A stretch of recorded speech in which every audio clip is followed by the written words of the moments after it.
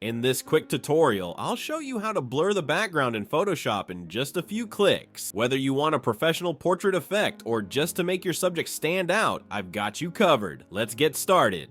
First, drag and drop your image onto Photoshop.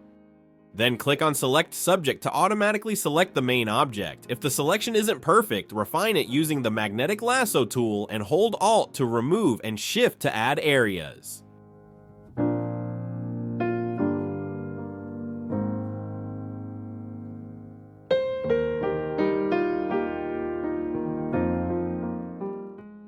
Now press Ctrl and C on your keyboard to copy the object, then press Ctrl and V right after to paste it. And then make sure you click on this lock icon next to your main layer to disable it, then select the main layer, which is your background.